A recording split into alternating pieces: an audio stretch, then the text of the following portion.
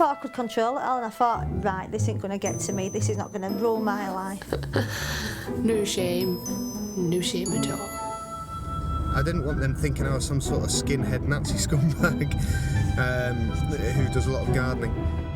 Yes, drunk people do get cancer. No, cancer people do get drunk. Oh, you've got a lover.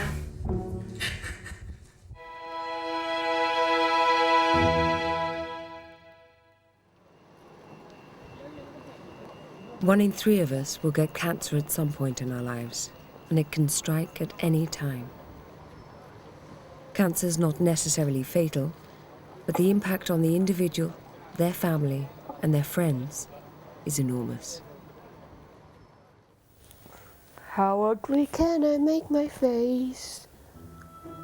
We gave 3 people video cameras to record their experience of having cancer and how it changed their lives. Thank you. I don't really like kitchen. But I'm not, because they said when I got my wig that I wasn't allowed to cook in it. There you go. Bye.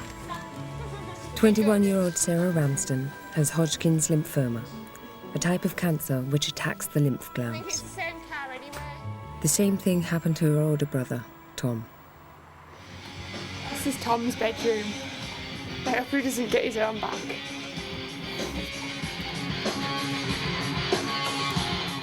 Tom's been through his treatment and is now in remission. I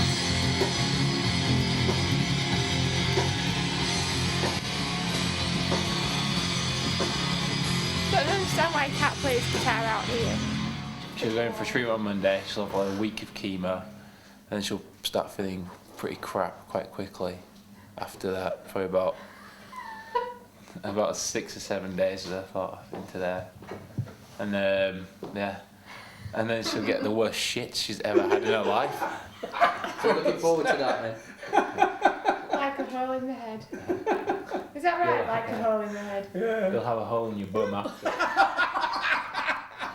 I'm scared. Yeah, I think anybody who tells you they aren't would be a lie. I don't know whether it's harder to know, because we've already been through it once, whether it's going to be harder knowing what's going to happen or whether it's going to be easier. I thought I had glandular fever again. I had all these lumps in my neck and I had them for a while and I knew about them. And I used to stand there in drive-through and go like this while customers were talking to me, playing with them. And I just never even after Thomas was diagnosed, I never even thought for a second. Never thought there was anything seriously wrong. How could there be? We'd already got one child with cancer. He could not possibly have 2 children with cancer. But she didn't have the same symptoms. Although she has the same disease, you can have the symptoms of, like Thomas had sweats, all this kind of stuff. Sarah didn't have those symptoms. If it's you can deal with it yourself, and you know what's going on in your head. And if you're cool with something, then it's all right, and you know what's going on, sort of thing. But yeah, when it's like your family member, it's like so much worse.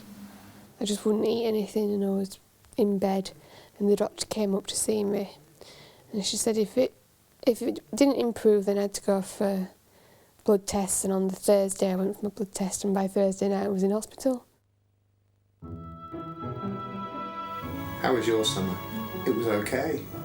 Moved into to our first house. Alice opened up her bookshop and I had cancer.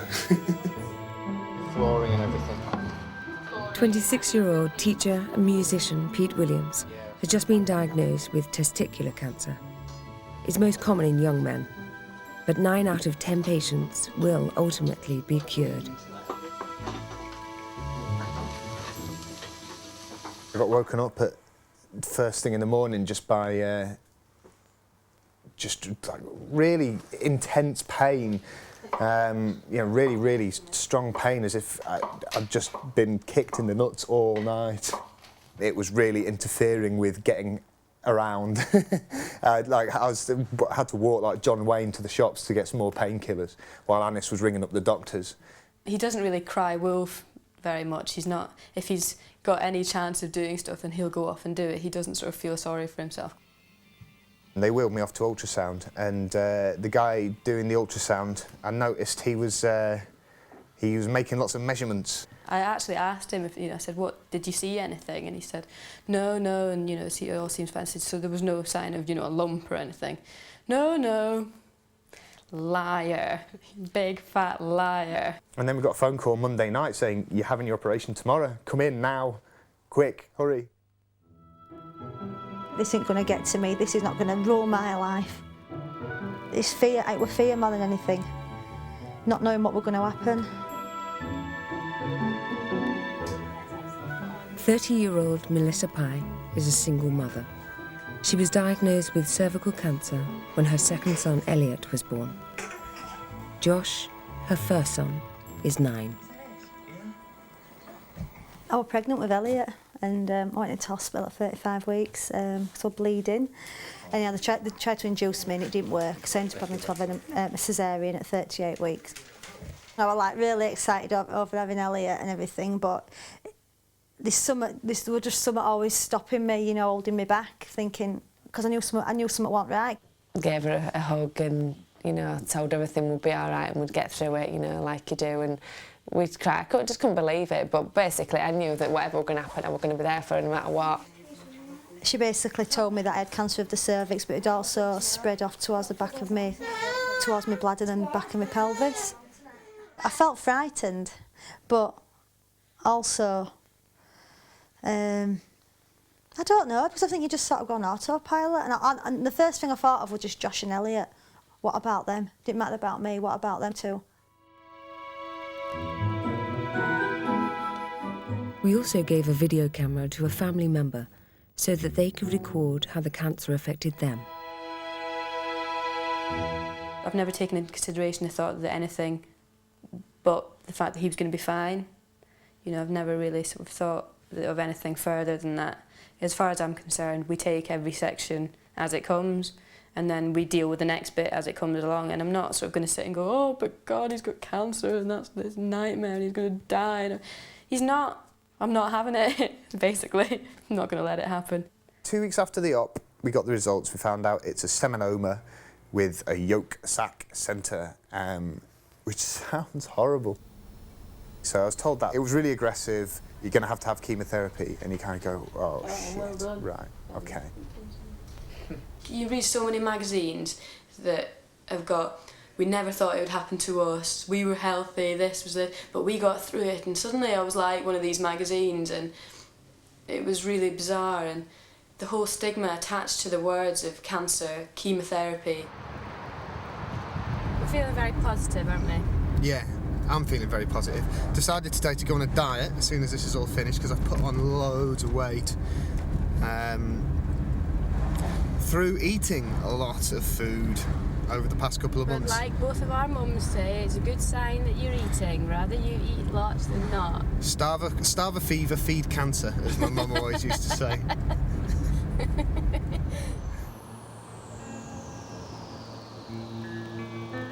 After the operation to remove a testicle, Pete still needs chemotherapy to kill off any remaining cancerous cells. Today, he's about to start his second course of chemotherapy. I'll be here overnight for 5 days, being pumped full of nasty poison. Hi, Peter. Can I go into Paula? I'll be looking after you this afternoon.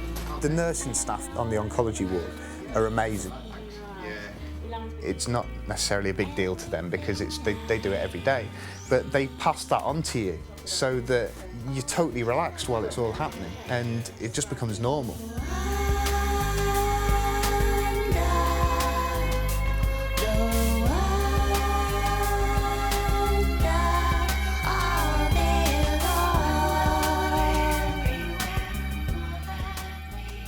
While you're having the chemotherapy put into you, it doesn't feel of anything. You don't feel it going in, and you don't suddenly feel unusual and horrible, and your head starts spinning around or anything. It's just you're waiting for it to happen, and then when it doesn't happen, you just go to sleep or you start reading a book.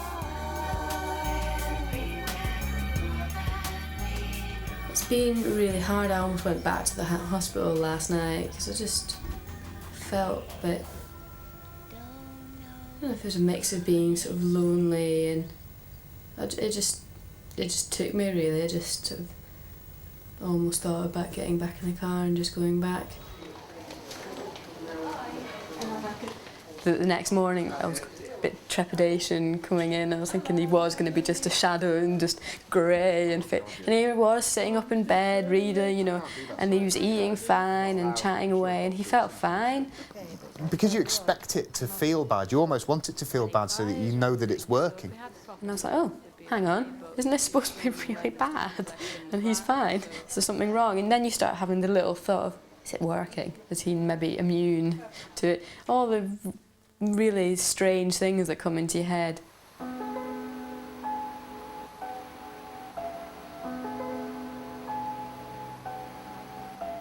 I'm 2/3 of the way through, which is cool, which is really good. I am as bored as it's humanly possible now. Being in hospital makes you realise how much you rely on telly to just waste time for you. It's just not home. Well, I think that's what tends to get everyone down. As much as I try and make light of the whole situation and try and find humour in it and try and find positive aspects to it, there's no getting away from the fact that cancer's a big deal. And it doesn't matter how many times I say the word cancer, it doesn't get any easier to say. Okay, brilliant. Right.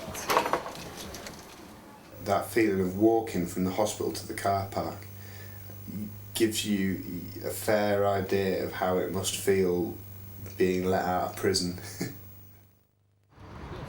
Sarah's had 8 months of treatment, but it's been unsuccessful. She's about to start 5 weeks of chemotherapy and a stem cell transplant.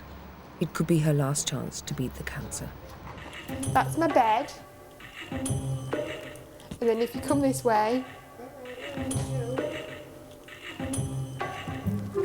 that's the toilet. Nice view, honest. I'm sure that's illegal. Day 1 now. Have a look. That's chemotherapy. What? No, that's another. Oh, that's chemotherapy. I'm really sorry about Mum's filming. We're off. I don't know what to say. I'm really happy. Kind of. And I couldn't smell anything going in. People say you can sometimes smell stuff. But I couldn't smell anything. I was severely disappointed. Mum's currently doing the recording. If you'd like to look to you, it would be your left and my right. It's a very tired father. Hi there. Speak to you tomorrow, dudes and dudettes. Hopefully feeling a bit more with it, because I still feel a bit high. She definitely had a harder time than I did. I think I pretty much, I didn't sail through it, but I didn't, you know, I did it and got it over and done with. Nothing exciting's happened yet, apart from the cannulas. That's not exciting, that's just traumatic. I'd be comparing it more than anything when we were having chemo. I'd be comparing how he felt to how I felt, and if I was any worse than he was. Most of the time we'd just be going, oh, I'm more poorly than you are, Tom, and just fight to be the most poorlyest. I've been rather sick. But that's it. Oh no, I've got diarrhoea as well. The shits have come. I think I shot myself more than she did. So I think I won the shitty pants competition. I just want a McDonald's or some fries or Burger King. It's only the first week.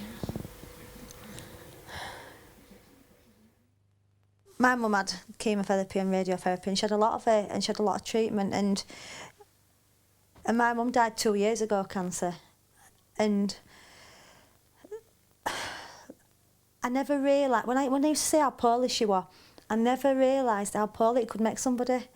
And for me I just thought, right, I'll have treatment and then I'll be done and dusted and I'll be alright. I didn't, I just thought I'm strong enough for this, I'll just do it. That, yeah, 275, take away 19. It's not right, is it?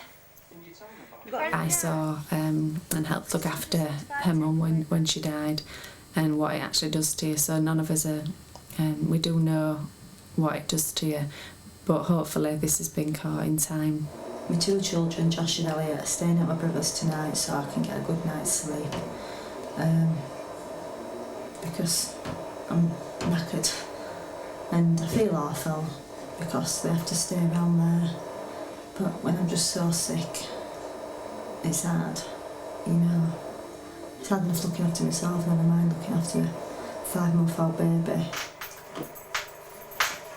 About 5 weeks after I started the treatment, 6 weeks after I started the treatment, that I started sort of having these side effects where I was being sick and what have you.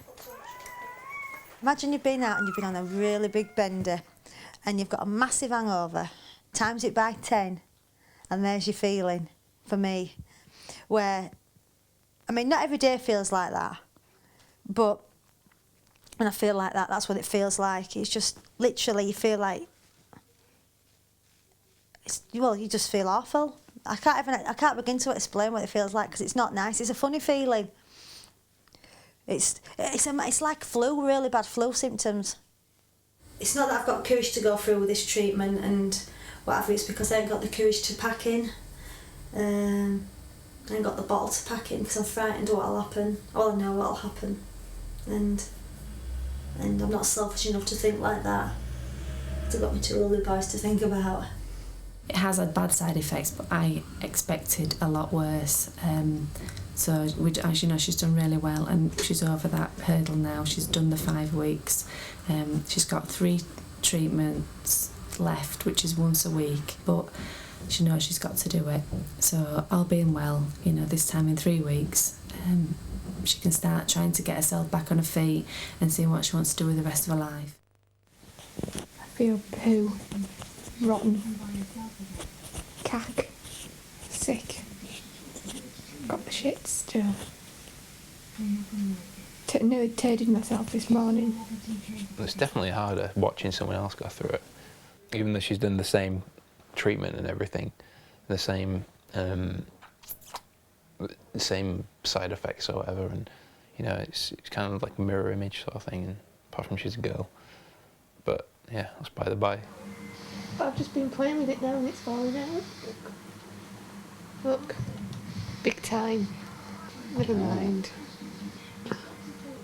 I had a banging headache. And I can't explain. It was just awful. All the lights were too bright. And then I had, I think it was 4 days of this one particular chemo. That was just knackering. I was just sick. Sick all the time. I got addicted to all the soaps because there was nothing better to do. And now I just can't be arsed. I'm asleep by 7:30. So I'll get neighbours if I'm lucky. I think she's been a bit down and stuff, but it's when it's summertime. It's like the best time of the year to be out and doing stuff. And kind of if you sat inside, the sun's like, you know, totally beating down outside, and you're inside watching TV, knowing your mates are about to go on holiday or they're down at the pub getting hammered or whatever.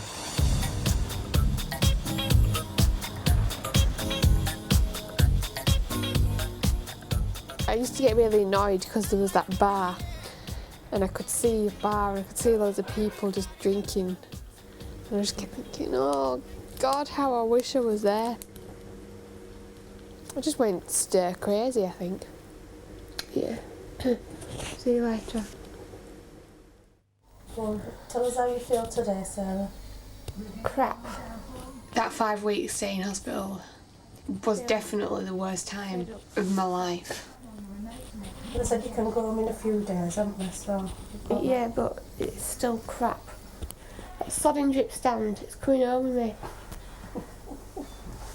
We'll get you for your birthday because you're going to be lost without that. Did it bring back memories, Tom? Yeah, really. There were so many days when I just wanted to give up.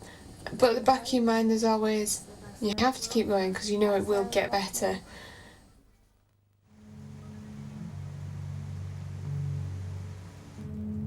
Melissa's already had a course of chemoradiotherapy, and now she's about to start a course of internal radiotherapy. I've got a phobia now. It sounds really daft, but I can't stand the smell of grapefruit because there's an air freshener in the hospital that smells of grapefruit and it reminds me of when I've had chemo and when I've been violently sick. Even now, in my toilet, I had these toilet duck things, it makes your load smell nice and what have you. And I've had to chuck it out because when I've been sick that many times, I can smell it. Morning. How are you? I'm all right. I need to go see Dr. Cooper yesterday. All right. Melissa's just about to have a second out of 3 internal radiotherapy treatments. So she's due to complete her treatment next week. So she's very nearly there. Internal radiotherapy, flipping awful. They put metal pea shooters inside me internally, and they put some kind of, I think it's like a spatula thing inside me, and a catheter, and then they vice me up. It's like an internal radiotherapy treatment that she'll be having today, but she'll go down to another area of the hospital, the simulator. So no, it's quite uncomfortable, I believe, and it's just added trauma really. The fact that it's quite a personal area that's being treated and what have you really. Last week I was sick and I felt really unwell. I just slept for about 2 hours. And they'll just monitor me and see how I go on and check my blood pressure and what have you, and then I'll just go home then.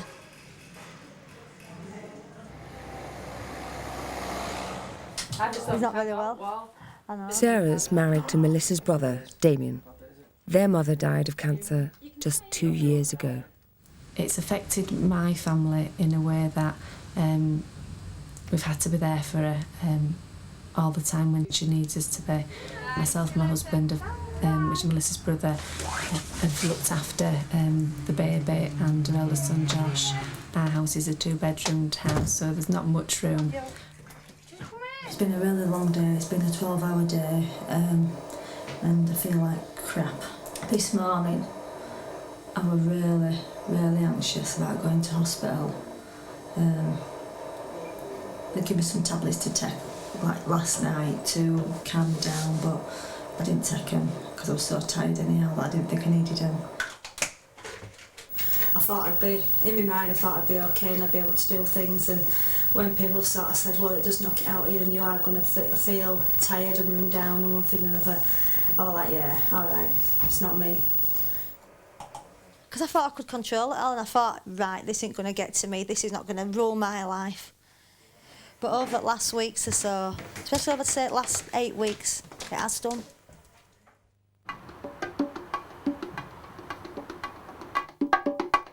You kind of think, well, maybe if I'd just taken it a bit more easy and I'd not pushed myself as hard, maybe this wouldn't have happened. You kind of get to thinking like that sometimes, that, oh, maybe if I hadn't done this, maybe if I hadn't done that, maybe if I wasn't so clumsy and constantly hitting myself in the nuts, this wouldn't have happened. That was one thought that crossed my mind at one point. Chemotherapy can cause infertility, so before treatment, Pete was given the chance to bank his sperm. I've never banked sperm before. It's not been something that I felt a need to do. You're given a small plastic tub and shunned off into a little room, quite a sparse, drab little room that wasn't in the slightest bit sexy. They could have sexed it up a little bit, I thought. You're looking at this pot. You could grow up to be a little life sort of running around and being a part of our world, and then you just pop it on the little grey metal shelf and off you go. Your job's done. And that's when you start thinking about your mortality, and you start thinking, you're forced to think about things on like a higher level almost. It all suddenly gets very serious. Forced to think about the whole issue of raising a family, which we'd never really discussed, me and Anis. I'd be sort of late well, early 30s in sort of 4 or 5 years. So, you know, that's when I would start having to think, well, I do want to have a kid pretty soon. You know, I'm thinking maybe I will be, I might not be. I think I might be quite a good dad.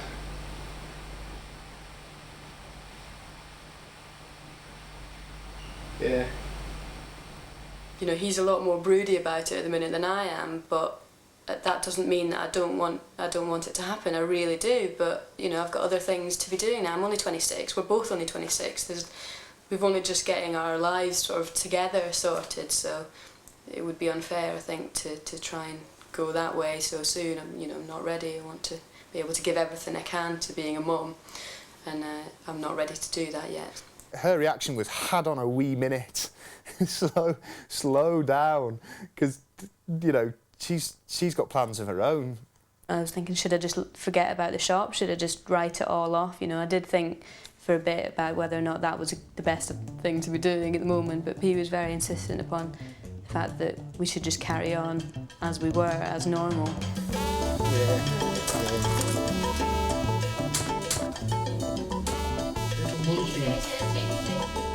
So we've become dog owners.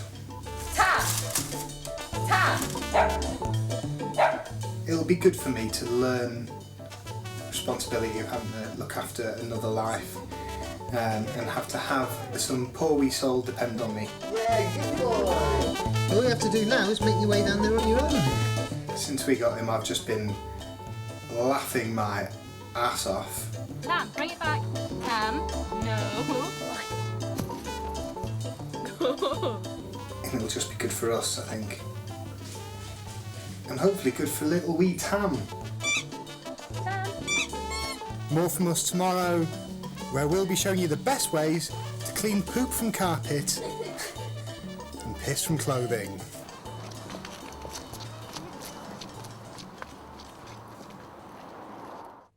I'm a bit angry really that my life just seems to be dominated by this.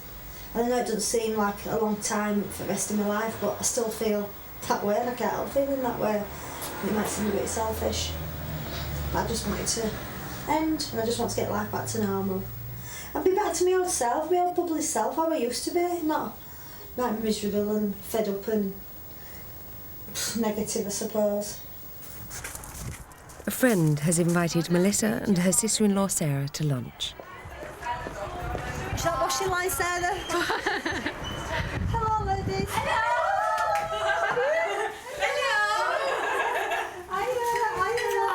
Hello, darling. You're right, sweetheart. Oh, babe. How are you doing? That's Tracy, that's Melissa, that's my friend. Right, let's just... People do treat you differently. We're having a lovely time. Yeah, we're having a lovely time. We're not talking about cancer. I don't mind people genuinely asking me if I'm all right, if they genuinely mean it, but I don't want to be a talking point. People have treated differently. People who've probably never spoken to before. Some people have asked me, stopped me, who I don't really know, and said, "Is it true about Melissa?" And I've said, "What do you mean?" Thinking, "Oh my God, what's she done now?" But they've said, "You know, is it true she's got cancer?" You see, this is when I forget about being ill and I'm normal. I don't want to think about it, I don't want to talk about it all the time because I don't want my conversation to be with everybody. How are you feeling? Has it grown any bigger? You know, how's your treatment going? Because I don't tend to want to talk about it when I'm not having it. And I don't want people to feel sorry for me because I don't feel sorry for myself. Absolutely. We've got Jo to thank for this today because she's done all this and she's really good and she's bought us all little gifts and... There you go, darling. Oh, thank you. Cheers. Enjoy. Baileys. Cheers. Would you want a Baileys, Sarah, with the camera? I have got other friends that have found it hard to deal with, that they don't know what to say to me, they don't know sort of how to approach me with this, you know, talk to me about it, and yeah, I've felt hurt by it sometimes.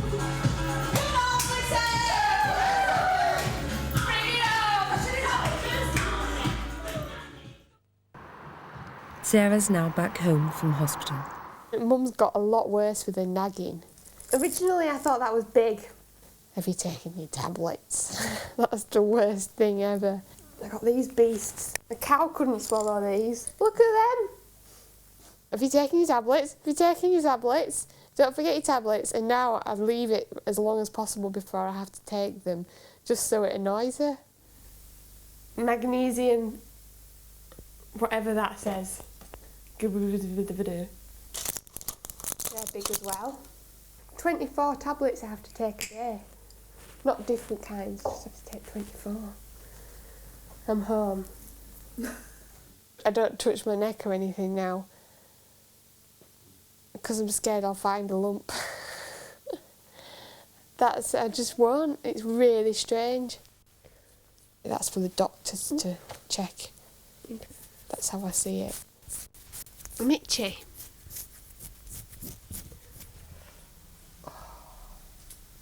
It's a good job I've got nice nails. Even when I have to scratch my neck, I hate it. I just think, oh God, what if something's there? Because I won't tell mum or dad, because that'll just break them. I think that'd just about finish them off. Oh, they saw my rash. I was planning on not telling them, because I thought if I told them, they'd make me see a doctor, and then Anne the nurse saw the rash, and she made me see a doctor anyway. The first few weeks, she was like still really no energy and really kind of just feeling knackered, it seemed. So it's just been kind of just Sarah just picking up at her own pace and I'm gonna do them for charity shops. just getting on with stuff. I'm just bored. I want to be back at work. Because it just feels, I don't know how people sit on their asses all day and just watch daytime TV, because it's a lot of crap. Just got up a bit ago, made my sister a bacon sandwich. It was alright. I think she had a nice time with the bacon sandwich. Like last week I had pate for the first time. Pate, or however it's pronounced. Pate, patata, patuti, pata. And I had some pate, and that was kind of nice. Because with chemo and stuff, you're not allowed certain types of food and things like that. My sister, I think she's starting to get a bit sick of stuff now, because she's not allowed to eat a lot of foods. But if she's like in a bit of a bad mood or something like that, and if I want to annoy her, I can sometimes get like a bit of something that she can't have, like salami or something. I don't know, some kind of fresh meat or something, whatever, something random. Just eat it really slowly in front of her, and that's a bit bad, but it's quite funny. She's like, oh God, stop it. I went into the local sort of shopping bit to get some nice snacks, be the proper girlfriend and be nice and get him some sweets and some juice, and I thought I'd get him a video out as well, because I knew he was just going to be lying on the sofa all day. Halfway through the film, the main guy gets testicular cancer. Would you believe it? I was just sitting there going, no way. Oh my God, it's everywhere, and I think that was the start of it just totally invading our lives and just being everywhere we went. So should have gone with the John Woo film. I need mushrooms and peppers now, Pete. Working with Gordon Ramsay. No, I'm not swearing at you guys much. Yeah. You're the one that swears at me when I'm you're the cooking. sweary Mary, yeah. It's been tough on Anis, I think. She's had to put up with me being poorly. She's had to ferry me around everywhere. She's had to come into hospital every day. She's had to put up with me being a mardy sod when I was... It's just present in your mind all the time. You can't actually focus 100% on anything else, because there's always this thing, you're always thinking about whether or not it's just something small, like making sure that you got something for dinner, not because you don't do it normally, but because Pete needs to have proper meals. This girl has nerves of steel.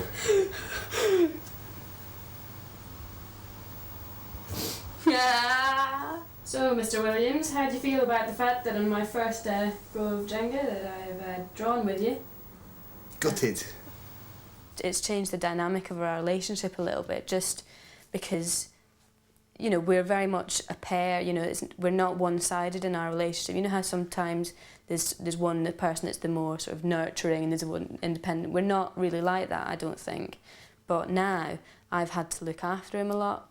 She's had to put up with all of that, but then she's also had to put up with me charging around like a wounded rhino when I think I'm feeling all better. And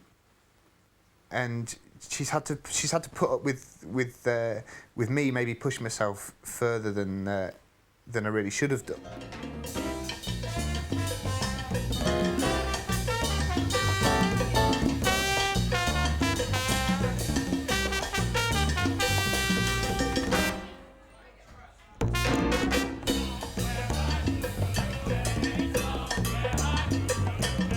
Like the first cycle wasn't so bad because he was very sort of aware of what was going on and, oh, well, maybe I'm feeling a bit tired and I'll just have a sleep. But by the second cycle, you know, he knew what was going on and he was just desperate to get back into doing things. Especially by the third week of the first cycle, he was like, I feel great, I feel fine. This is brilliant. So he knew that by that time again in the second and third cycles, he'd be able to go out and do things. So that was good, but I was always just sort of going, you're having loads of really bad drugs pumped through your body and your whole body is really coping with a lot. You can't push it.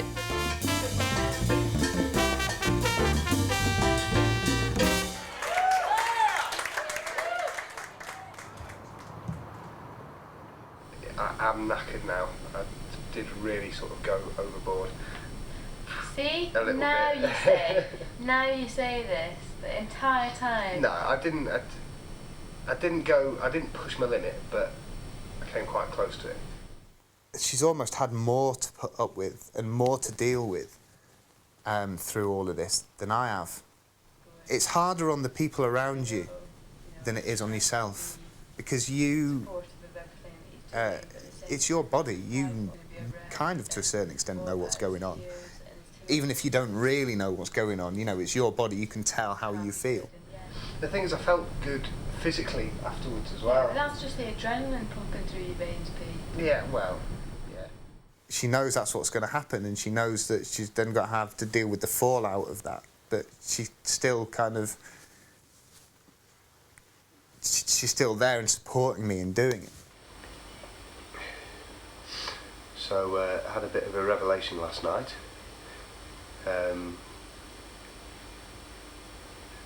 After coming away from the gig and charging around really happy on a bit of a high because I had a good gig, and then kind of brought crashing down to earth again with the realisation that it's not just about me, this whole cancer caper.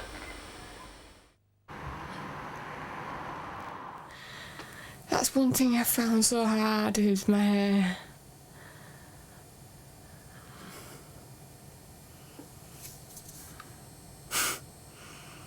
Strained into.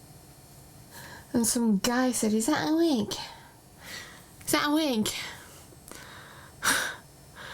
It's amazing. You think you've got the best wig in the world. You have such a good time and then someone can just say something like that and it's like, yeah, actually it is a wig. I just can't understand why anyone would say that. Without, you know, you got to think before you speak, people.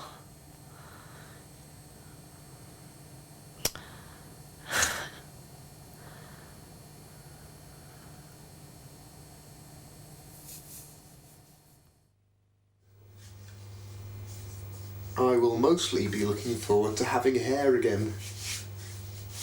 Because people tend to look at you a little bit differently if you've got a skinhead.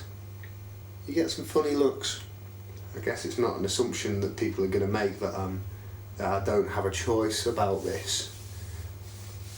Got caught taking bags out to the car by the neighbours, so had to fill them in on the way things are at the moment, which was kind of a relief because I didn't want them thinking I was some sort of skinhead Nazi scumbag who does a lot of gardening.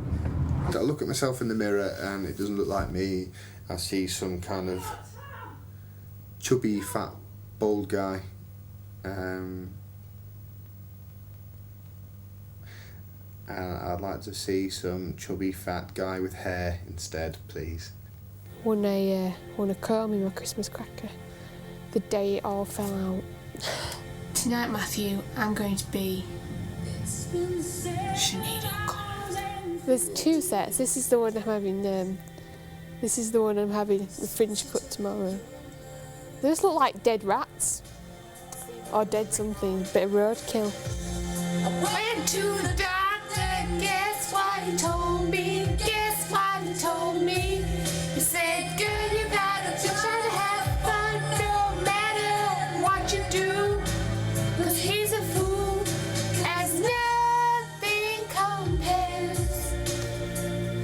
Nothing compares to you. All these people that, if they're watching, that come through McDonald's Guiseley, could be thinking, "Oh my God, is that a wig? Because look how good it is." That's an old one now.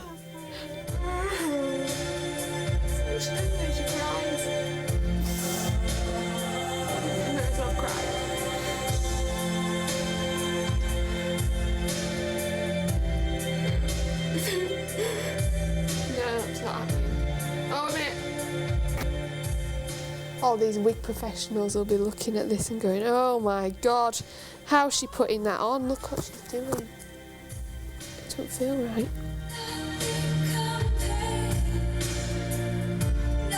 There you go, a real tear. God. I know what you'd be thinking. Crazy Sarah. Do you like it though? Josh thinks of cancer as somebody's probably going to die because his nana died of it, but I explained to him that I'm going to get better and I'm going to have treatment, and how mine were different to his nana's.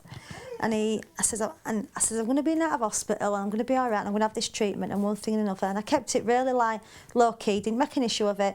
And he was like, "Oh, all right, Mum, can I go back out and play now?" Me and Josh have been together for 9 years and we're really close, and I look at Josh and I see what he's like with Elliot, and you know, he's been so good. He really has. And, you know, for a 9-year-old to have to deal with this is like, it's not fair, you know. I think to myself, the thing I've got to be grateful here is that it's not them two, it's not one of them two that's going, who's got this, you know. But I like, Josh is so, he's an angel. And he's a star. I mean, how he helps me with Elliot, and I mean, sometimes when Elliot's been in his cot and he's been, you know, if he's been crying, I've heard Josh get up and I've gone in and Josh is there, you know, putting his dummy in at night and stuff, and not fair for an 8-year-old to have to deal with that. She has asked us, what, you know, if she does go, would we make sure that everything's okay with the kids? Now, you know, it breaks my heart when she says that, but I know as a mum, you've got to plan that thing, and if you are poorly, you know, you want to make sure that your kids are okay. And we've said, we, you know, definitely we, you know, do whatever we have to do. Sarah, Pete and Melissa have now all finished their treatment. Sat having my tea, and just suddenly started crying into my pizza. I cried like a big girl. The whole positive mental attitude that I've had propping me up for the past 3 months is starting to crumble a little bit. Not because I'm losing positivity, but just because there's no, it's almost like a scaffolding to keep you upright and to keep you leaning forward. And when there's no need for that to be there anymore, it just kind of crumbles away, and you're left with some raw nerves for a short time. And I expected to feel really overjoyed and really happy that I'd had all this treatment, but I didn't. I felt, I don't know, gutted, I suppose. I don't know. I think it's because I don't know how to feel at the minute, because I don't know what's going to happen. I don't know if it's going to work, if it is going to work. I mean, I hope it's going to work. I am lucky. I am, because I've met so many people who I would never have met. I've done so much stuff that I would never have done. I am really lucky. And I wouldn't change it. I wouldn't change what I've been through. I've had a really good life experience. I'm going to look at life differently. I really am, because life's precious, and you know, my children are precious and my family are precious, and all my family around me. Because I wouldn't change this for the world, you know. It seems like a crazy thing to say, but it's such a life-changing experience. It just turns your life upside down, and it makes you totally rethink everything about your life.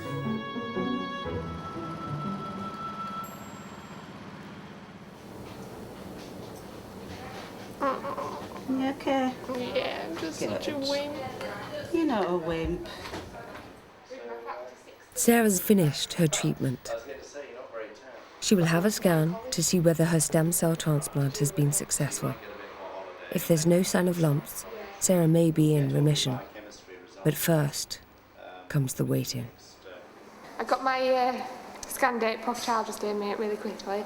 10:30 on Monday, which means I have to drive myself. I get the results in 10 days after that. So fingers crossed, and I'm feeling absolutely fine. Your car is waiting for you, sir. Pete has already had his scan and gets his results today. I'm just terrified that we've been too optimistic. Oh, bollocks, you can't think like that, because it's just you end up... The way that I think, though, is just, you know, I just go, oh, God, but what if we've been this? What if I've got cancer? What if everyone that we know, you know, Yeah, it's just think worst case scenario and everything. Well, the worst case scenario is that my lymph node's still large, and, I mean, Christ, in the past 2 weeks, I'm not going to suddenly become riddled with cancer. No, I know.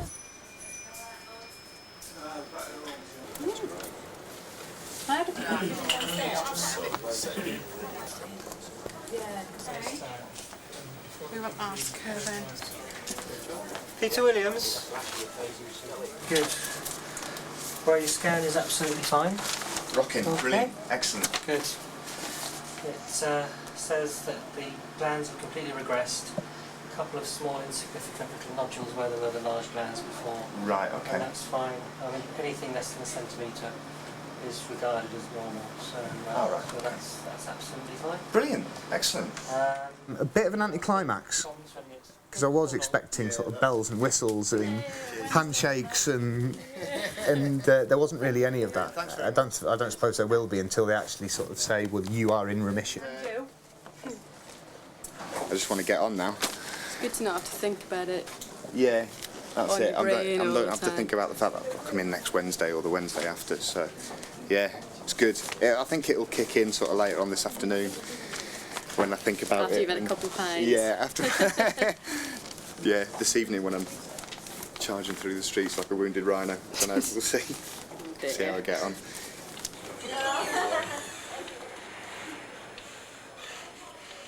Hi, I'm Fliss. Hi, I'm Sarah. Hello, I'm Ellie. And this is Drunken Birds. This is when they've sobered up slightly, actually. Give me a second.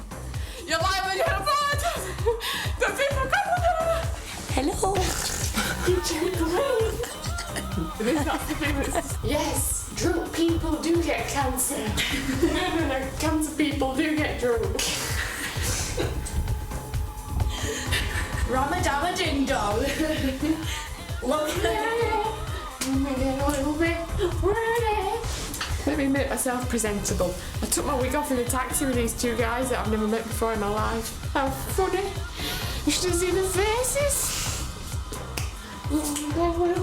Anyway, I thought this is a landmark bit of filming because tonight was the first time I got drunk since what is it?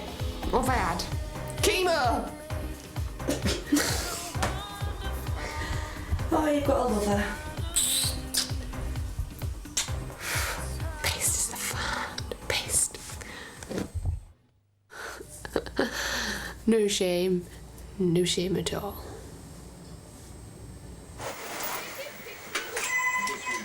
Hello. Melissa's finished her treatment, and the initial indications look promising. Where are you going? Dr. Whitmarsh says to me that, again, it's looking really, really good, that it looks really positive, so I'm really, really, I can't even begin to tell you how pleased I am. It's like I've got my life back as soon as they says it, and as soon as they told me, I felt myself lifting, and it didn't matter how much pain I had when I was having treatment, you know, it didn't matter that it hurt or whatever, because it'd all been worth it in the end. And I just feel like I've had that wall taken down from in front of me, and I just feel like life's going back to normal, because I couldn't really think about what was going to happen tomorrow, because you don't like to look too far ahead. Prof Chow rang this morning, and my scan is fine. He said he was very pleased with it. Everything is cool. Everything is all well nice. I have to go back to work now. Yippee-doo-dah. And it's like a really good way of finding out if you get like a telephone call. It's like it saved all the like just hanging around. You know, she was worried beforehand about everything, and now it's just like a phone call. It's changed everything. Yes. Annis can now concentrate on opening her bookshop. Thank you. Oh, I'm so relieved that it's finally happening and coming round. It's brilliant. I think I thought it wasn't actually going to happen at one point. My priority had to go to Pete over the last few months, and I just didn't think about this for ages. Pete will be able to help me and give me the support now that he's not been able to do. I finally feel like we're coming out the other end of it, and I'm very excited about the prospect.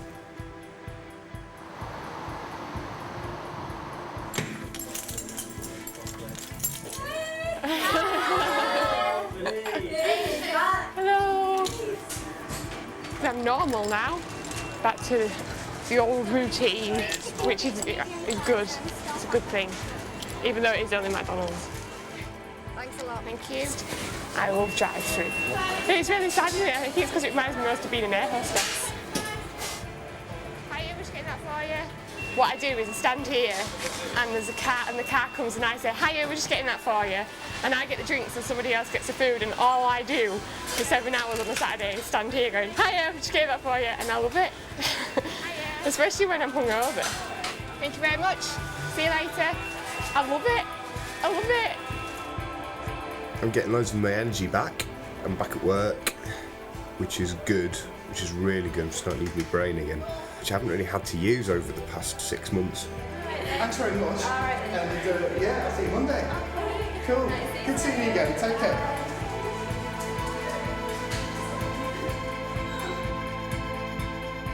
It's like the best thing in the world that anyone could have like wished for. You always get a nice sausage in my mouth.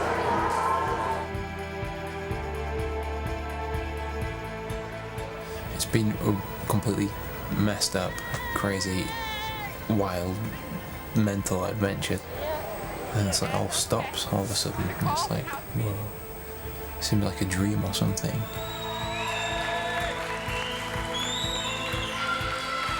I'm a bit scared because now there's nothing helping me live. It's all down to me, which is why I want to be a bit healthier and I want to be a bit fitter.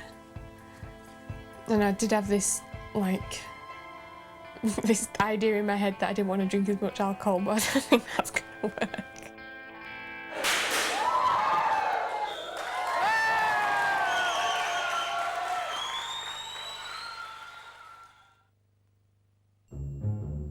I don't want to forget about this summer, because having cancer really makes you get your shit together.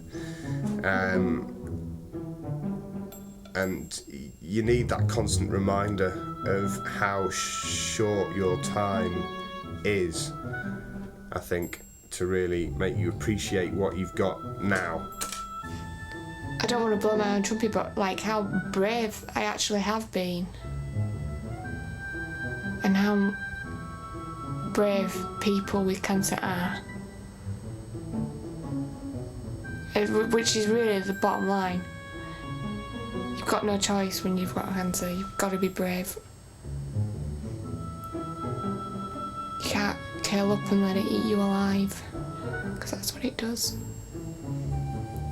I've got to have some reason to have to go through all this, and I know I should be grateful that I've got my life, but shouldn't I have it anyhow? Shouldn't I be entitled to my life, and my kids should have me? What's wrong about that? Who's got the right to take that away, really? Bloody cancer? I don't think so. Oh my gosh, how drunk were we last night? Oh, but you think we're right crazy little the animals now. Let's do some tidying up.